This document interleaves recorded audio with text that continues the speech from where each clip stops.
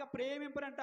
ప్రేమింపరు అని అంటే ప్రియుడు చచ్చిపోతే ప్రియురాలి కోసం ప్రియుడు ఇంకా రాడు. గుర్తుపెట్టుకోండి, ప్రియుడు చచ్చిపోతే ప్రియురాలి కోసం ప్రియుడు రాడు. వారు ఇంకా ప్రేమింపరు, పగ పట్టుకొనరు. నా మీద వీడికి చాలా పగ ఉంది కాబట్టి మళ్ళీ వచ్చి నడిరాత్రి అంటే మధ్యరాత్రి సమయంలో వచ్చి చంపేస్తాడని ఉండవు. అర్థమవుతుందా? ఒక విషయం చెప్తాను ఈ సందర్భంలో. ఏమండి, గతంలో డాక్టర్ వెటర్నరీ రెడ్డి ప్రియాంక రెడ్డి గారు చనిపోయారు కదా. గతంలో డాక్టర్ వెటర్నరీ ప్రియాంక రెడ్డి గారు హైదరాబాద్లో చాలా ఘోరమైనటువంటి భయంకరమైనటువంటి ప్రమాదం.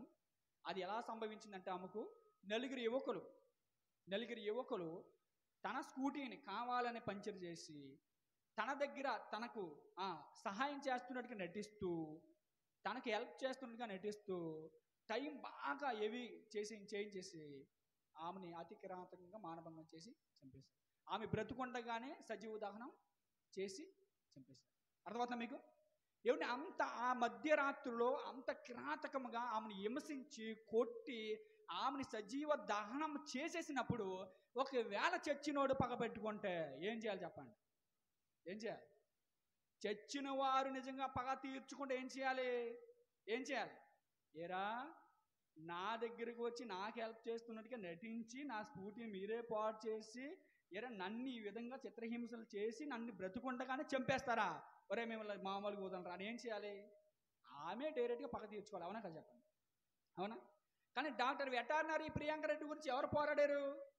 భూమి మీద ఉన్నటువంటి మనుషులు పోరాడారు. భూమి మీద ఉన్న మనుషులు పోరాడి వాళ్ళు ఏం చేయించారు? ఎన్కౌంటర్ చేయించారు. అర్థమవుతుందా? మొన్నే ఒక సహోదరి కలకత్తా ప్రాంతంలో ఆమె కూడా సేమ్ అత్యాచారం చేయబడి చనిపోయింది. అర్థమవుతుందా? ఆమె ట్రెండీ డాక్టర్ ఆమె పేరు మంచి పేరే, మౌనిక. ఆ అమ్మాయి చనిపోయింది. సేమ్ ఇలాంటి కేసు అది కూడా. ఇప్పుడు ఆ అమ్మాయి గురించి కూడా ధర్నాలు చేశారు. అవునా? మరి ఆ అమ్మాయిని కూడా చాలా కిరాతంగా చంపేశారు. గొంతుకు నురిమేశారు. ఆ ఫొటోస్ అన్ని చాలా భయంకరంగా ఉన్నాయి. గొంతుకు నురిమేసి చంపేశారు. మరి ఆ అమ్మాయి ఏం చేయాలండి? ఎంతోమంది అమ్మాయిలు మీరు స్మగ్లింగ్ చేస్తూ ఇతర దేశాలు పంపిస్తూ ఉంటే అలాంటి అరాచకాన్ని అడ్డుకున్న నన్ను మీరు ఈ విధంగా చంపుతారా అని చెప్పి పగ తీర్చుకోవాలి. న్యాయబద్ధంగా. ఎందుకంటే అంత కిరాతంగా చనిపోయిన వారు ఎవరు కూడా ఉండరు కదా. అవును కదా? మరి వాళ్ళు వారి మీద ఒక రివెంజ్ ఏమైనా తీర్చుకున్నారా? ఏ న్యూస్ మీడియాలో అయినా మనకు కనిపించిందా? ఏ న్యూస్ రిపోర్టర్ అయినా చెప్పాడా? పనాల టెన్నీ డాక్టర్ ఏమండి, లేదంటే పనాల డాక్టర్ వెటర్నరీ ప్రియాంక రెడ్డి గారు లాగా భూతం అయిపోయి ప్రేతాత్మ అయిపోయి వచ్చి వీళ్ళు చంపేసిందండి అని ఏ న్యూస్ రిపోర్టర్ అయినా ఏ మీడియా వర్డ్ అయినా చెప్పాడా? మరి ఎలా నమ్ముతున్నారండి కహానీలు కాకం కబుర్లను? చచ్చినోడు మాకు పొలాలా కనపడ్డాడు, చచ్చినోడు జీడి తోటలా కనపడ్డాడు, చచ్చినోడు మా ఇంటి పక్కన రోజు కూయమని అరుతున్నాడు. ఎలా చెప్తున్నారండి ఇవన్నీ? అవునా? నువ్వు నాకు ఇచ్చావా, ఆధారం ఉందా అని అడుగుతాడు. అంటే ఇచ్చినందుకు ఆధారం ఉన్నదంటే ఫోన్పే ఉందండి అని చూపిస్తాడు. అవునా? మరి చచ్చినోడు బ్రతికి ఉన్నాడురా కనపడ్డాడంటే ఎలా నమ్ముతున్నారండి? ఆధారం ఏంట్రా? సరే, చచ్చినోడు బ్రతికొచ్చాడు కనపడ్డాడు నాతో మాట్లాడాడు, పోనీ రికార్డింగ్ చూపించు. అంతే కదా? పోనీ ఆడు వచ్చినప్పుడు నువ్వు వచ్చినప్పుడు మరి వీళ్ళందరూ నమ్మట్లేదురా, నువ్వుని కూడా ఓ సెల్ఫీ తీసుకున్నారా అని చెప్పు. సెల్ఫీ తీసుకు అది చూపించు. కాబట్టి ఇక్కడ దేవుడు అంటున్న సత్యాలు ఏంటి అని అంటే చచ్చిన వారు ఇంకా రారు. అలా అంటూ ఏదో ఒక మహాభక్తుడు ఏమంటున్నాడు ఒకసారి చూడండి. యోబు గ్రంథం ఏమంటున్నాడు చూడండి. బ్రతుకున్నప్పుడు చెప్తున్నాడు ఈ వ్యక్తి. బ్రతుకున్నప్పుడు ఎంత చక్కటి విషయం చెప్తున్నాడు ఒకసారి మనం చూడగలిగితే యోబు గ్రంథం. బ్రతుకున్నప్పుడు మానవునికి బుద్ధి రావడం కోసం ఈ భక్తుడు ఏమని చెప్తున్నాడు ఒకసారి మనం చూడగలిగితే యోబు గ్రంథం 16వ అధ్యాయం 22వ వచనం ఒకసారి చూడండి. యోబు గ్రంథం 16వ అధ్యాయం 22వ వచనం. యోబు గ్రంథం 16వ అధ్యాయం 22వ వచనం ఒకసారి చూడండి. కొద్ది సంవత్సరములు గడిచిన తర్వాత, ఎన్ని సంవత్సరములు? కొద్ది సంవత్సరములు గడిచిన తర్వాత తిరిగి రాని మార్గమున నేను వెళ్ళుదును. ఎవరంటున్నారు? యోబు అనే భక్తుడు అంటున్నాడు. కొన్ని సంవత్సరములు గడిచిన తర్వాత వృద్ధాప్రాయంలోకి వచ్చేసాడు. ఇంకో కొన్ని సంవత్సరాలు బ్రతుకుతాను. అప్పుడప్పుడు పెద్దవాళ్ళు అంటూ ఉంటారు. అర్థమవుతుందా మీకు? పెద్దవాళ్ళు ఏమంటారు? ఒరే నాకేంట్రా 60 వచ్చేసింది, లేదంటే 65 వచ్చేసింది, ఇంకో బాగా పెరిగితే 5 సంవత్సరాలు లేదంటే 10 సంవత్సరాలు, ఈ 5 సంవత్సరాలు 10 సంవత్సరాలు అయిపోతుంది, నేను అయిపోతాను, చచ్చిపోతాను అంటాడు. చచ్చిపోవడం అంటే చెప్పండి, ఆడి మాటల్లోనే సత్యం ఉంది. ఏంటి చచ్చిపోవడం అంటే? పోతున్నాడు. ఎక్కడికి వెళ్ళిపోతున్నాడు తెలుసుకోవాలి. అర్థమవుతుందా? ఇప్పుడు ఫర్ ఎగ్జాంపుల్ ఇక్కడ ఎవరైనా వచ్చారనుకోండి, అవునా, ఇక్కడ ఎవరైనా వచ్చారనుకోండి, ఇప్పుడు బ్రదర్ సతీష్ ఉన్నాడు, సతీష్ ఉన్నాడు కాబట్టి ఎవరో ఇక్కడ ఉన్నాడని చెప్పేసి వచ్చారు, వెళ్ళిపోయాడు. ఇప్పుడు వచ్చి అడిగారు, సతీష్ ఉన్నాడా అని అడిగారు, వెళ్ళిపోయాడు అని. వెళ్ళిపోయాడంటే లోకాన్ని విడిచి వెళ్ళిపోయాడని అర్థం. వెళ్ళిపోయాడంటే ఈ స్థలం నుండి వెళ్ళిపోయాడని అర్థం. ఈ స్థలంలో లేడు, వెళ్ళిపోయాడు. ఎక్కడికి వెళ్ళిపోయాడంటే నువ్వు వెతుక్కో, ఇక్కడే ఎక్కడ ఉంటాడు. అర్థమవుతుందా? అలాగే మనిషి చచ్చిపోయాడంటే ఈ లోకాన్ని విడిచిపోయాడు. మనిషి అయితే, జీవం అయితే, ఆత్మ అయితే ఉంది, కానీ ఎక్కడికి వెళ్ళిపోయాడని తెలుసుకోవడమే మర్మం. ఆ మర్మం తెలుసుకున్నాడు మనిషి జన్మ పరమార్థం తెలుసుకుంటాడు. ఆ మనిషి ఎక్కడి నుంచి వచ్చాడో తెలుసుకుంటాడు. తెలుసుకున్నవాడు దేవుని వరకు నీతిగా బ్రతుకుతాడు. అర్థమవుతుందా? తెలుసుకున్నవాడు నీతిగా బ్రతుకుతాడు. మనిషిగా మనం ఎందుకు ఈ లోకానికి వచ్చాం? మరణంతో ఎందుకు మాయమైపోతున్నాం? మరణంతో ఎందుకు మళ్ళీ మనం వెళ్ళిపోతున్నాం? అసలు ఈ ప్రయాణం ఏంటి? మనిషిగా పుట్టుకతో ఈ ప్రయాణం భూలోకానికి పరిచయం అయింది. మరణంతో ఆత్మగా మళ్ళీ దేవుని వద్దకు వెళ్ళిపోతుంది. అసలు ఈ నడి మధ్యన ఏం జరుగుతుంది అన్నది పరిశీలన చేస్తాడండి. ఈరోజు ఆ పరిశీలన మనుషులకి ఏమండి అంటున్నాడు. ఈయన వాస్తవం తెలుసుకున్నాడు కాబట్టి, ఇతడు సత్యం తెలుసుకున్నాడు కాబట్టి ఈయన ఏమంటున్నాడంటే, కొద్ది సంవత్సరములు గతించిన తర్వాత తిరిగి రాని మార్గం నేను వెళ్ళుదును, తిరిగి రానేను అంటున్నాడు. మళ్ళీ వస్తానంటున్నాడా? నేను చచ్చిపోయిన తర్వాత మళ్ళీ వస్తానంటున్నాడా? తిరిగి రాని మార్గం అది. దేవుడు వన్స్ ఒకసారి పెట్టుకున్నాడా మళ్ళీ ఎవడిని పంపడు. అర్థమవుతుందా? తిరిగి రాని మార్గమున నేను వెళ్ళిపోతాను అంటున్నాడు. మరి ఎక్కడికి వెళ్ళిపోతారంటే వీళ్ళందరూ ఎక్కడికి వెళ్ళిపోతారంట? పోనీ ఎంత టైంలో వెళ్ళిపోతారంట? ఎంత టైంలో వెళ్ళిపోతారో బైబిల్లో చూడండి ఒకసారి. ఎంత టైంలో వెళ్ళిపోతారంటే చూడండి. అదే యోబు గ్రంథం 21వ అధ్యాయం. అదే యోబు గ్రంథం 21వ అధ్యాయం 13వ వచనం ఒకసారి చూడండి. యోబు గ్రంథం 21వ అధ్యాయం 13వ వచనం. యోబు గ్రంథం 21వ అధ్యాయం. వారు శ్రేయస్సు కలిగి తమ దినములు గడుపుదురు, ఒక్క క్షణములోనే పాతాళమునకు దిగుదురు. ఎక్కడికి పోతారంటే ఒక్క క్షణంలోనే. వారు శ్రేయస్సు కలిగి భూమి మీద బాగా బ్రతుకుతారంట. వారి శ్రేయస్సు కలిగి తమ దినములు గడుపుదురు, ఒక్క క్షణములోనే పాతాళమునకు వెళ్ళిపోతారండి. ఒక్క క్షణం అండి. మనిషి మరణించిన తర్వాత ఆ మనిషి ఈ దేహాన్ని విడిచిపోవడానికి పాతాళానికి ఎంత టైం పడుతుందంట? ఒక్క క్షణంలో వెళ్ళిపోతాడంట. నమ్ముతున్నారా? నమ్మాలి. అర్థమవుతుందా? ఒక్క క్షణంలో మనిషి పాతాళానికి వెళ్ళిపోతాడు అంటే, తిరిగి రాని మార్గం వైపు వెళ్ళిపోతాడు అంటే, ఈరోజు మనుషులకి ఏమైనా ఈ మనిషి జీవితం ఎందుకు దేవుడు ఇచ్చాడో అని మనిషికి అర్థమవుతుందా? లేదండి. అందుకే అంటున్నాడు. అందుకే ఆ భక్తుడు ఏమంటున్నాడో, ఎలాగ మాయమైపోతాడో మనిషి ఒక ఉదాహరణ చెప్తున్నాడు చూడండి. యోబు గ్రంథం 7వ అధ్యాయం. యోబు గ్రంథం 7వ అధ్యాయం 9వ వచనం ఒకసారి చూడండి. యోబు గ్రంథం 7వ అధ్యాయం 9వ వచనం. మేఘం విడిపోయి అదృశ్యమగినట్లు పాతాళముకు దిగిపోయిన వాడు మరి ఎప్పుడునూ రాడంట. ఎక్కడికి రాడు? మళ్ళీని భూమి మీదకి రాడు. అర్థమవుతుందా? మేఘం విడిపోయి అదృశ్యమగినట్లు. నాన్న నువ్వు మేఘాన్ని చూడరా అంటున్నాడు. మేఘం మీరు చూసారా? మబ్బులు అంటారు. అవును, మేఘం ఇక్కడ ఎక్కువగా చీకటి అయిపోయింది అని అంటారు. చూసారా? అలా చూసినప్పుడు వాతావరణం అంతా చూసినప్పుడు మళ్ళీ మీరు చూడండి, అక్కడ ఏమి కూడా ఎలా పోయింది? అసలు ఎక్కడికి పోయింది ఆ మేఘం? అసలు ఎక్కడికి పోయిందండి? అసలు ఎక్కడికి పోతుంది? ఎక్కడి నుంచి వచ్చింది? మళ్ళీ ఎక్కడికి పోతుంది? అసలు దాని ప్రయాణం యొక్క గమ్యస్థానం ఏంటి? ఏమైనా అర్థమవుతుందా మనకు? అర్థం కాదు. అర్థమవుతుందా?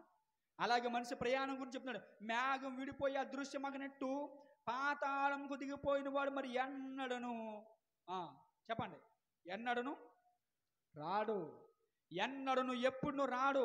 అలా అంటూ ఇంకా కన్క్లూజన్గా చెప్తున్నాడు చూడండి. ఏమంటున్నాడు? అతడు ఇక ఎన్నడను తన ఇంటికి రాడు. ఎక్కడికి రాడు? ఇంటికి రాడండి. ఎక్కడికి రాడు?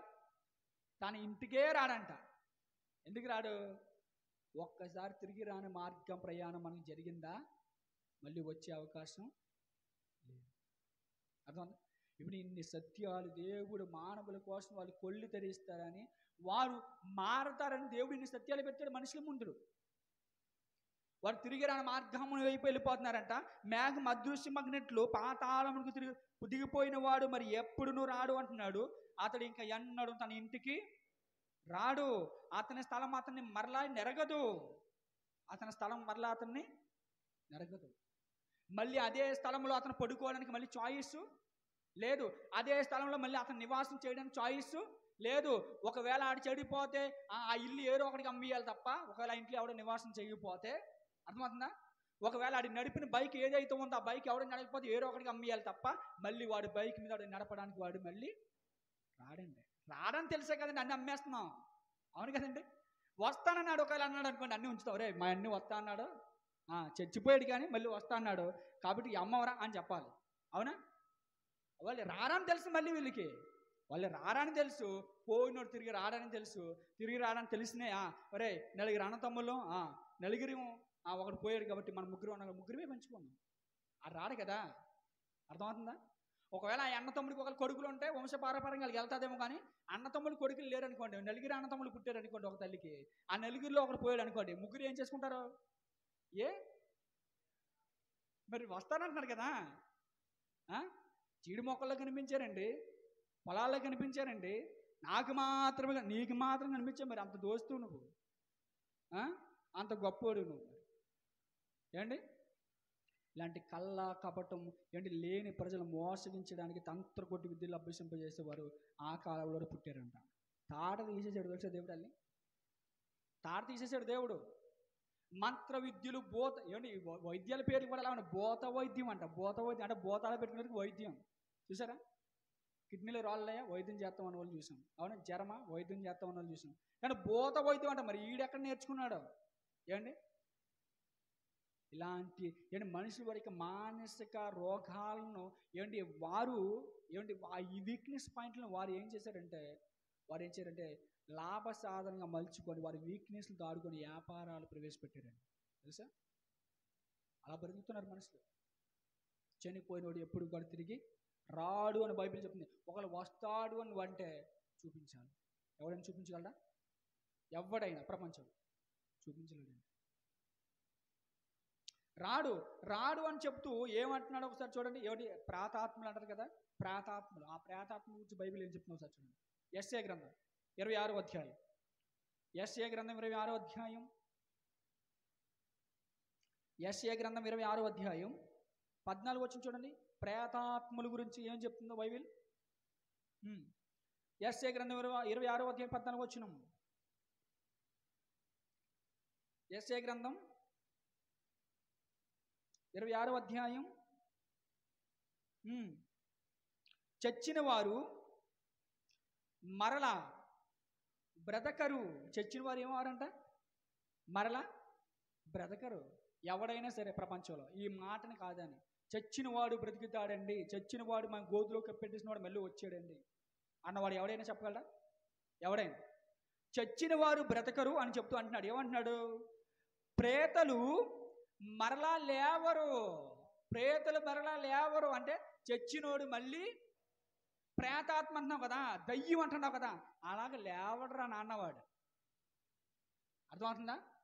ప్రేతలు మరలా లేవరు.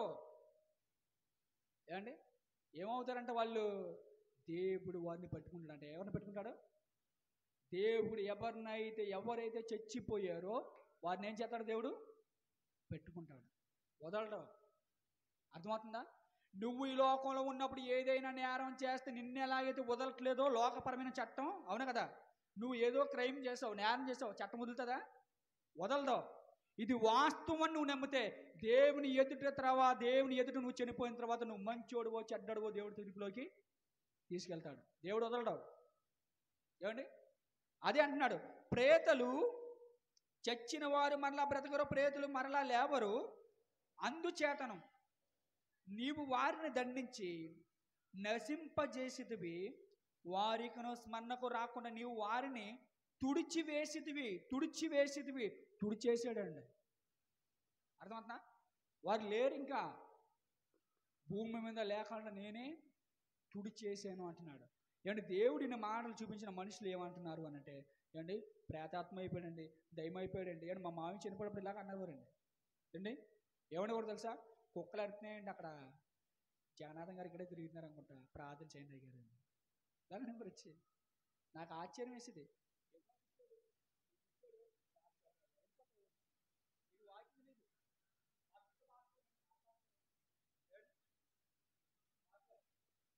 ఇలాంటి వారు ఉంటారండి వాక్యం తెలియక. ఏమండి అసలు చచ్చిన వాడు మరలా తిరిగి రాడని వాక్యం చెప్తుంది. వారు శ్రేయస్సు కలిగి వారి దేవుని చాలించిన తర్వాత ఒక్క క్షణంలో పాతాళానికి పోతారని దేవుడు చెప్తున్నాడు. వారు మళ్ళీ భూమి మీదకి రాడని బైబిల్ చెప్తుంది. ఎలా చెప్తుంది తెలుసా బైబిల్? ఇప్పుడు చూడండి ఎలా చెప్తుందో బైబిల్. చూడండి, లోకా రాసిన సువార్త 16వ అధ్యాయం. లోకా రాసిన సువార్త 16వ అధ్యాయం. బైబిల్ ఎలాంటిదో ఒకసారి మనం చూడగలిగితే అండ్ తిరిగి రావడానికి అవ్వదండి, ఇంకా అవకాశం లేదండి. లోకా రాసిన సువార్త 16వ అధ్యాయం. లోకా సువార్త 16వ అధ్యాయం.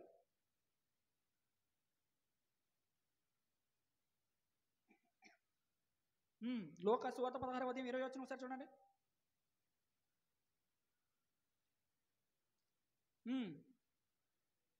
లోకా సువార్త 16వ అధ్యాయం 20 వచనం.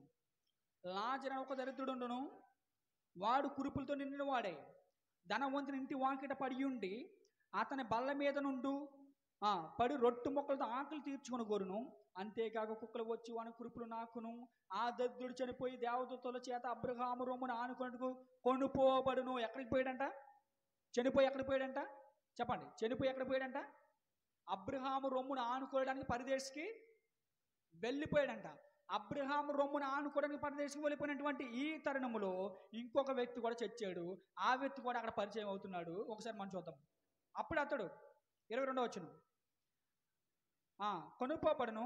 ధనవంతుడు కూడా చనిపోయి పాతి పెట్టబడను. ధనవంతుడు కూడా చనిపోయి ఏమయ్యాడంట? చెప్పండి, ధనవంతుడు కూడా చనిపోయి ఏమయ్యాడంట?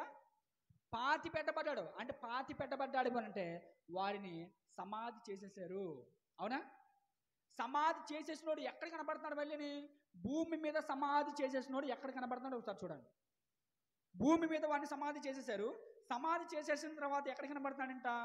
అప్పుడు అతడు పాతాళములో బాధపడుచు. ఏంటండి, భూమి మీద సమాధి చేస్తే ఎక్కడ తేలాడాడు అంటే ఇక్కడ ములిగిలు అక్కడ తేలుతారంటారు కదా, అలాగా భూమి మీద వాడిని సమాధి చేస్తే ఎక్కడ తేలాడు అంటే ఒక్క క్షణంలో పాతాళం పోయాడా? పోయాడా లేదా? ఒక్క క్షణములో పాతాళం పోయాడు. భూమి మీద వాడిని పాతి పెట్టిన తర్వాత వాడు ఘోష ఎక్కడ వినపడుతుందో తెలుసా? పాతాళములో బాధపడుచు అంటే వాడు రోదన అక్కడ వినపడుతుంది. పాతాళంలో బాధపడుచు ఏం మాట్లాడుతున్నాడు చూడండి. ఏం మాట్లాడుతున్నాడు? 23వ వచనం.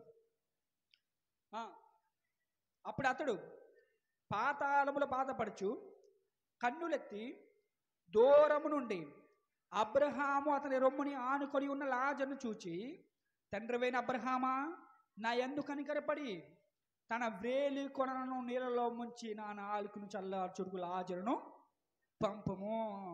ఏమంటున్నాడు?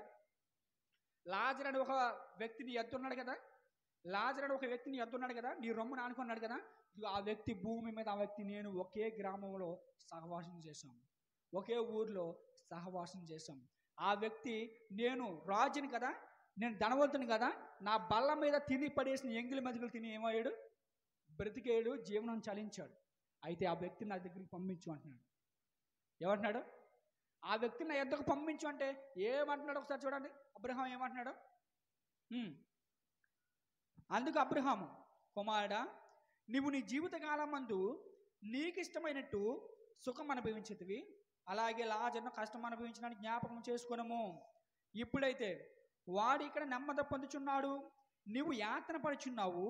అంతేకాక ఇక్కడ నుండి మీ వద్దకు దాటి గోరు వారు దాటి పోజాలకుండినట్లు, అక్కడ వారు మా యొద్దకు దాటి రాజాలకుండినట్లు మాకును మీకును మధ్య మహాగాధము ఉన్నదని చెప్పును. మాకును మీకును ఏముంది? అగాధం, సర్కిల్. అర్థమవుతుందా? ఏముంది? జైల్లో పెట్టి ఏముంటుంది? చుట్టూరు గోడ ఉంటుంది, దాటి పోజాలకుండినట్లు ఏముంటారు అక్కడ? పెద్ద గేట్ ఉంటుంది, ఆ గేటు కూడా నువ్వు దాటి పోలేవు. అర్థమవుతుందా? ఒక మనిషి నేరస్తుడిగా చిత్రీకరించబడిన తర్వాత, నేరస్తుడిగా ఆ మనిషి నిర్ధారణ జరిగిన తర్వాత వాడిని కటకటాలు వెనక్కి ఎలాగైతే ఈ లోక చట్టం పంపిస్తుందో వాడిని బయటకు రానివ్వకుండా చుట్టూరు ఎలాగైతే నలిదిక్కులు వాడిని మూసేస్తున్నారో అలాగ మూసేస్తాడు దేవుడు. నీ అత్తోరు ఇల్లు అనుకుంటున్నావు ఏంటి వెళ్ళొచ్చి దానికి? వాచికిపోద్ది అందరికీ. అర్థమవుతుందా? ఈ లోకంలో నేరం చేస్తేనే చట్టాలు శిక్షింతైన భయం ఉందా మనకు? ఈ లోకంలో నేరం చేస్తేనే, చట్టానికి అనుగుణంగా బ్రతకకపోతేనే, చట్టానికి వ్యతిరేకంగా జీవిస్తేనే వాడు తొక్క తీసేస్తాడని భయం ఉంది మనకు. అవునా కదా? భయం ఉంది కనుకనే వినయం విధేయత చట్టానికి లోబడి పెరుగుతున్నాం. అవునా? ఏమండి? మరి చట్టమే నిన్ను వదలలేనప్పుడు దేవుడు వదిలేస్తాడా నిన్ను? దేవుడు పంపించేస్తాడు నిన్ను? వెళ్ళడుగు. ఏమండి? నీకు 5 సంవత్సరాలు జైలు కారాగార శిక్ష విధించిన తర్వాత ఏమండి మా పిన్నికి పెళ్ళండి, మా అక్కకి పెళ్ళండి, ఏంటి మా పాప మెచ్యూరిటీ అయిందని చూసేస్తాడు. మొయ్, నేరం చెయ్యకముందు ఉండాలిరా బుద్ధి అంటాడు. ఒకటే డైలాగు, నీకు నేరం చేయకముందు ఉండాలి. ఇప్పుడు నువ్వు నేరస్తుడిని జనారణ్యంలోకి పంపించిన వీలు కుదరదు. నువ్వు ఎవరిని చంపేస్తావో మాకేం తెలుసు, మళ్ళీని పంపించి నాకు శిక్ష వేస్తాడు. కాబట్టి అలాంటి కోరికలు ఏం కోరకనన్న, గుడ్డు వండించమంటావా? వండిస్తాం. ఆ గుడ్డు తినేసి ఏం చేయాలి? నిద్రపో. అర్థమవుతుందా? ఇలాంటివి జరుగుతాయండి జైల్లో. అంటే జైల్లో ఉన్న వారినే పంపించలేనప్పుడు. మీకు అర్థమవుతలేదు ఈ పాయింట్లు నేను ఎందుకు చెప్తున్నానంటే, అంటే లోకపరమైనటువంటి చట్టాల్లో ఉన్నప్పుడే ఆ చట్టం మనిషిని శిక్షించినప్పుడు మనిషిని బయటికి రిలీజ్ చేయలేనప్పుడు దేవుడు రిలీజ్ చేస్తాడా? ఎంత అమాయక ప్రజలండి. ఏంటి అడుగుతున్నాడు? ఏమడుగుతున్నాడు తెలుసా? ఏమిటి? ఆ వ్యక్తిని నా దగ్గర పంపించండి, నేను అగ్ని జ్వాలలో యాత్ర పడుతున్నాను, నీళ్ళు కొననా, తన వేలు కొన నీళ్ళలో ముంచి నా నాలుకని చల్లార్చి పంపంటే ఆయన ఏమంటున్నాడు? ఇక్కడ సర్కిల్ బాండింగ్స్ ఉన్నాయి. అర్థమవుతుందా? సర్కిల్స్ ఉన్నాయి ఇక్కడ. మా యొద్ద నుండి మీ యొద్దకు రాకూడదు, మీ యొద్ద నుండి మా యొద్దకు రాకూడదు చెప్పాడు. తీర్పు చెప్పాడు, న్యాయం చెప్పాడు. అలాగన్నప్పుడు ఏమడుగుతున్నాడు చూడండి, 27వ వచనం. అలాగన్నప్పుడు అప్పుడు అతడు, తండ్రి అలాగైతే నాకు 5 సహోదరులు ఉన్నారు. ఎక్కడంటున్నాడు ఈ మాటలో? చచ్చిన తర్వాత అబ్రహాము దగ్గర చెప్తున్నాడు. అయితే అయ్యా నాకు 5 సహోదరులు ఉన్నారయ్యా, నాకు 5 సహోదరులు ఉన్నారు. నువ్వు చెప్పిన మాట ప్రకారంగా లోకములో నేను నా ఇష్టానుసారంగా బ్రతికాను, దైవ ఇష్టానుసారంగా బ్రతకలేదు. ఎందరో ఎన్నో చెప్పారు, ఎందరో దైవజనులు ఎన్నో విషయాలు చెప్పారు, కానీ నా బుర్రకి ఎక్కించుకోలే. కారణం, అధికారం ఉన్నదని అహంకారం, డబ్బు ఉన్నదని బలుపు, అవునా, లగ్జరీ లైఫ్ ఉన్నదన్న పొగరు. అందుకే నేను ఎవడ మాట వినలేదయ్యా, చాలా విడ్డూరంగా బ్రతికానయ్యా. అయితే చెప్తున్నాడు 27వ వచనం, తండ్రి అలాగైతే నాకు 5 సహోదరులు ఉన్నారు, వారును ఈ వేదనకరమైన స్థలమునకు రాకుండా వారికి సాక్ష్యం ఇచ్చుటకై నా తండ్రి ఇంటికి వాణ్ణి పంపవాలని నిన్ను వేడుకొనుచున్నాను. ఎవరిని పంపవాలని? లాజర్ని పంపవాలని. ఎక్కడికి? భూలోకానికి లాజర్ని పంపించు అంటున్నాడు. అర్థమవుతుందా మీకు? భూలోకానికి లాజర్ని పంపించు. ఎందుకు పంపించాలన్నా? నాకు 5 సహోదరులు ఉన్నారు, అందులో నేను ఒక్కడినే. నేను చచ్చిపోయాను, ఇక్కడ వేదనకరమైన స్థలం ఉందని నాకు తెలియదు, ఇన్ని బాధలు ఉన్నాయి నాకు తెలియదు, ఇక్కడ నేను తట్టుకోలేకపోతున్నాను. నా అన్న తమ్ముళ్ళు కూడా ఇక్కడికి రావడానికి వీలు లేదు. మహాప్రభు దయచేసి నీ యొద్దున్న లాజర్ని పంపించు. ఆ లాజర్ని అన్న తమ్ముళ్ళు కూడా చూశారు భూమి మీద ఉన్నప్పుడు. ఆ లాజర్ని అన్న తమ్ముళ్ళు కూడా చూశారు. ఆ లాజర్ ఎలాంటి దుర్భరమైన పరిస్థితుల్లో, ఎలాంటి దుర్భరమైన బ్రతికాడో నా తమ్ముళ్ళు చూశారు, నా అన్నలు చూశారు. వాడిని చూసైనా అలా చచ్చిన వాడు బ్రతికి వెళ్తే, అలా చెప్పిన వాడు ఒకవేళ వాళ్ళు ముందు ఉంటే వాళ్ళు నమ్ముతారండి. దయచేసి పంపించండి అంటున్నాడు. ఎంత వేడుకుంటున్నాడు ఏంటంటే, చచ్చిపోయాడు ఆ మర్రో అని మనం ఏడుతాం, కానీ చచ్చినోడు మన గురించి ఏడుతున్నాడు. ఇప్పుడు అర్థమవుతుందా టాపిక్? చచ్చిపోయాడు అని మనం ఏడుతాం, కానీ చచ్చినోడు అక్కడికి వెళ్ళి, ఒరే ఎందుకురా నా గురించి ఏడుతారు, మీ గురించి ఏడమంటారా, ఒరే మీరు కూడా ఇక్కడికి వచ్చేస్తారని భయం వేస్తుందిరా అని వాడు ఏడుతాడు మన గురించి. ఏమండి సీన్ అర్థమవుతుందా? ఏంటి అలా ఏడుస్తున్నాడు, అలా మొర్ర పెడుతున్నాడు. అలా మొర్ర పెట్టినప్పుడు ఏం జరుగుతుందో చూడండి. వారును ఈ వేదనకరమైన స్థలమునకు రాకుండా నిమిత్తము వారికి సాక్ష్యం ఇచ్చుటికే నా తండ్రి ఇంటికి వారిని పంపవాలని నేను వేడుకొనుచున్నానను. అందుకు అబ్రహాము అంటున్నాడండి 29వ వచనం. అందుకు అబ్రహాము, వారి యొద్ద మోసే ప్రవక్తలు ఉన్నారు, వారి మాటలు వినవలని అతనితో చెప్పగా, అతడు తండ్రి అయిన అబ్రహామా, అలాగనవద్దు. మృతుల్లో నుండి ఒకడు వారి వద్దకు వెళ్ళిన ఎడల వారు మారు మనసు పొందుదురని చెప్పును. అందుకు అతడు, మోసే ప్రవక్తలను చెప్పిన మాటలు వారి విని ఎడల మృతులలో నుండి ఒకడు లేచినను వారు నమ్మరని అతనితో చెప్పును. దేవుని మాటే వినలేని వాడు చచ్చిన వాడు వెళ్ళి చెప్తాడంటే నమ్ముతాడా? ఎలా నమ్ముతాడు? అని అడుగుతున్నాడు. అలా అడుగుతూ అంటున్నాడు, షరతులు వహిస్తే నాన్న చచ్చిన వాడు భూలోకానికి వెళ్ళడానికి అవదు చెప్పేసింది. అర్థమవుతుందా? చచ్చిన వాడు భూలోకి వెళ్ళడానికి అవ్వదు, చాయిస్ లేదు అన్నాడు. మరి ఇప్పుడు ఎలా వచ్చేస్తున్నారంటే నాకు అర్థం కావట్లేదు. వచ్చేస్తారు, ఎవరు రారండి. అర్థమవుతుందా? ఎవరు రారు కనుకనే ఒక చిన్న సీక్రెట్ చెప్పమంటారా? చిన్న సీక్రెట్ చెప్తారండి. ఒక తల్లికి 3 కూతుర్లు ఉన్నారంట. పోనీ ఏమండి, ఒక తల్లికి 3 కూతుర్లు ఉన్నారంట. ఏమండి, ఇవన్నీ కూడా వాస్తవాలండి. లేదంటే ఒక తండ్రికి 3 ఎవరున్నారు? కొడుకులు ఉన్నారు. ఏమండి, ఒక తల్లికి 3 కూతుర్లు ఉన్నారంట. 3 కూతుర్లు తల్లి చచ్చిపోయింది. తల్లి చచ్చిపోయిన తర్వాత 3 కూతుర్లకి తల్లి మీద ఉన్న ఆభరణాలు సమానమా కాదా? సమానమే. ప్రాక్టికల్గా మనం ఆలోచిస్తే తల్లి చచ్చిపోయింది. తల్లి ఒంటి మీద ఏమున్నాయి? బంగారు ఆభరణాలు ఉన్నాయి. అర్థమవుతుందా? బంగారు ఆభరణాలు ఉన్నాయి.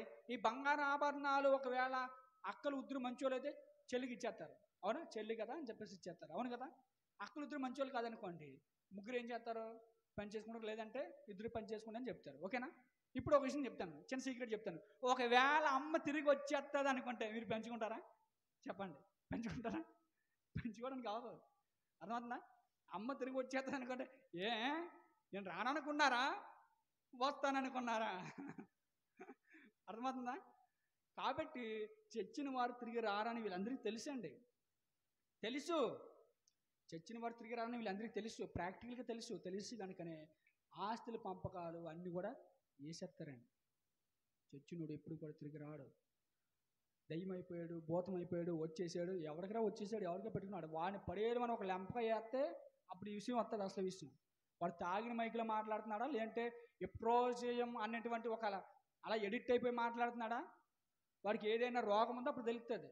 ఏమండి, నాకు అర్థం కాలని విషయం ఏంటంటే, ఏమండి, ఈ పెద్ద వాళ్ళని దొబ్బుండోళ్ళని ఎవరిని పెట్టుకోండి, ఈ భూతాలు ఎవరిని ఏంటి ఈ చిన్న పనులు చేసుకుంటారు చూసా, కూలి పనులు, ఆ పనులు, ఈ పనులు చేసుకుని వాళ్ళే పెట్టేస్తే దెయ్యాలు కూడా. మరి వాళ్ళు పెట్టివచ్చు కదండి, సినిమా యాక్టర్ పెట్టివచ్చు కదా. అవును కదండి? మరి వాళ్ళు పెట్టేస్తే ఇంకా ఎక్కువ డబ్బులు ఉంటాయి కదా వాళ్ళ దగ్గర. ఏంటి, మానసిక రోగాలు, మానసిక ఒత్తిడికి గురైపోయిన వారు ఎవరు అంటే మధ్య తరగతి వాళ్ళు, పేదవారు. అలా మానసిక ఒత్తిడికి, మానసిక రోగాలకు వారు గురైపోయి అనేకమైన కల్పనా కథలు అన్నీ వింటారండి వీళ్ళు. అనేకమైన కల్పనా కథలు అన్నీ వింటారు. ఆ సోది ఈ సోది ఏ పని పాటు ఉండదో అమ్మక్కలందరూ వదకలు కూర్చొని ఈ అమ్మక్కలందరూ ఆ మాటలు ఈ మాటలు అన్ని వినేసి బుర్రలో పెట్టుకొని ఆ ట్రాన్స్లోకి పోతారండి. ఏ ట్రాన్స్లోకి? నిజమే చెప్పింది కదా, పొలం పక్కన ఎవడన్నాడా ఏంటి, మధ్యరాత్రులు బయటకు వచ్చి ఏంటి దేనికి వస్తారు ఏంటి, వచ్చి ఆ పక్క ఈ పక్క చూస్తారు. అక్కడ ఏదైనా నీడ కనిపించింది అనుకోండి, రాత్రి నాకు దయ్యం కనబడింది అంటారు. దయ్యం అది. ఏమండి, కాబట్టి ఇలాంటి వారు ఉంటారండి. కనుక అలాంటి ఏవి లేవు. చచ్చిన వారు ఈ లోకానికి తిరిగి రారానికి దేవుడు ఒప్పుకోడు. అందుకే బైబిల్ గ్రంథం ఒక మాట ఉంది. ఏమిటి? ప్రసంగి రాసిన గ్రంథం. ఒకసారి ఆ మాట చూసుకొని ముగించుకున్నాం. ప్రసంగి గ్రంథం చూడండి. ప్రసంగి గ్రంథం 7వ అధ్యాయం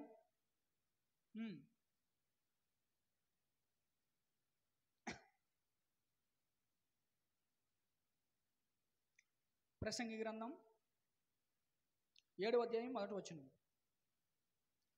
సుగంధ తైలము కంటే మంచి పేరు మేలు, ఒకని జన్మదినము కంటే మరణదినమే మేలు అన్నాడు దేవుడు. ఒకని జన్మదినము కంటే మరణదినమే మేలు. ఈ 2 విషయాలు మనం ఆలోచించగలిగితే మనిషి జీవితం మారిపోతాడు. సుగంధ తైలం కంటే మంచి పేరు అన్నాలో, ఒకటి జన్మదినం కంటే మరణదినమే మేలు. మనిషి పుట్టాడని కాదండి సంతోషించడం, పుట్టినవాడు దేవుని కొరకు బ్రతికితే వాడికి మేలు జరుగుతుంది. పుట్టినవాడు దేవుని కొరకు బ్రతికిపోతే వాడికి మేలు లేదు. ఏమండి, సుగంధ తైలం కంటే మంచి పేరు మేలు, ఒకని జన్మదినం కంటే మరణదినమే మేలు. విందు జరుగుచున్న ఇంటికి పోవుట కంటే ప్రలాపించుచున్న వారి ఇంటికి పోవుట మేలు. ఏలయనగా మరణం అందరికి వచ్చును గనక బ్రతుకు వారు దానిని మనుషున పెట్టెదరు. మరణం ఎందరికి వస్తుంది? కొందరికా అందరికా? అందరికీ వస్తుంది. అర్థమవుతుందా? మరణం అందరికీ వస్తుంది. మరణం కోసం అందరూ ఎదురు చూడాలి. నాకు రాదు అన్నవాడు ప్రపంచంలో ఎవడు లేదు. అందరికీ వస్తుంది. అందరికీ అందరికీ అందరికీ. అర్థమవుతుందా? చిన్నవారికి వస్తుంది, పెద్దవారికి వస్తుంది, మధ్య వయసు వారికి వస్తుంది, ముసలి వారికి వస్తుంది. అవునా? అందరికీ వస్తుంది. అందరికీ సమానమే మరణం. మరణం నాకు లేదు అన్నవాడు ప్రపంచంలో ఎవడు లేడు. మరణం అందరికీ వస్తుంది. అయితే ఆ మరణం మనకు రాకముందు మనం ఏం చేయాలంటే దేవుని కొరకు ఉన్నతంగా బ్రతికి దేవుడున్న లోకానికి వెళ్ళిపోవాలి. ఇప్పుడు ధనవంతుడు లాజరు ఇద్దరు జీవితాలు చూసాం. ధనవంతుడు తన ఇష్టానుసారంగా బ్రతికాడంట. అర్థమవుతుందా? తన ఇష్టానుసారం బ్రతికాడంట. ఒక్కొక్క రోజు చచ్చాడు. అక్కడికి వెళ్ళి మొత్తుకున్నా ప్రయోజనం లేదు. అర్థమవుతుందా? అక్కడికి వెళ్ళి మొత్తుకుంటున్నాడు, అయ్యా నేను తప్పు చేశాను, మొత్తుకున్న ప్రయోజనం లేదు. అర్థమవుతుందా? ఒక్కసారి నీ మీద ఎఫ్ఐఆర్ కాపీ నమోదయ్యి నీ మీద కేసు అయిపోయిందా, అది కోర్టుకి సబ్మిట్ చేశారా, ఇంకా నువ్వు మొత్తుకున్నా అరిచి గీపెట్టినా ప్రయోజనం లేదు. అర్థమవుతుందా? కాబట్టి మనిషి ఒకవేళ దేవుని కొరకు బ్రతకకుండా మధ్యలోనే మరణించాడు అనుకోండి, ఎక్కడికి పోతాడు? పాతాళానికి పోతాడు. మనిషి దేవుని కొరకు బ్రతకాలి. ఇగో ఈ జీవం మనలో ఇంకా ఉంది అని అంటే ఇదో మరణించిన వారిని మనం చూస్తున్నాం. మరణించిన వారు మార్గంలో మనం కూడా పోతాం. మరణించిన వారు ద్వారంలో మనము కూడా పోతాం. ఏదో ఒక రోజు మరణం కూడా చచ్చిపోతాం. అయితే చచ్చిన వారిని బట్టి మనం ఏం తెలుసుకోవాలంటే, ఏం నేర్చుకోవాలంటే దేవుని కొరకు మంచి పేరు కలిగి లోకంలో బ్రతకాలి. అలా బ్రతికిన వాడికి, అలా చచ్చిన వాడికి మేలు జరుగుతుంది అంటున్నాడు. ఇప్పుడు ఆలోచించండి, మనిషి మరణించక ముందే ఏం తెలుసుకోవాలి? దేవుని కొరకు ఉన్నతంగా బ్రతుకును తెలుసుకొని ఆయన నుండి లోకానికి వెళ్తే మనందరం కూడా గొప్పవారు. మనందరం కూడా ఆయనున్న లోకంలో ఉంటే మనమందరం కూడా ధన్యులు. ఆయనున్న లోకంలో మనందరం ఉండాలని ఆశిస్తున్న దేవుని మాటలు ముగిస్తున్నాను. కళ్ళు మూసుకున్నట్లయితే ప్రార్థన. మరెన్నో వీడియోస్ కోసం మా ఛానల్ని సబ్స్క్రైబ్ చేసి ఏ ఒక్క వీడియోని మిస్ కాకుండా చూడాలంటే పక్కనే ఉన్న బెల్ ఐకాన్ని యాక్టివేట్ చేసుకోండి.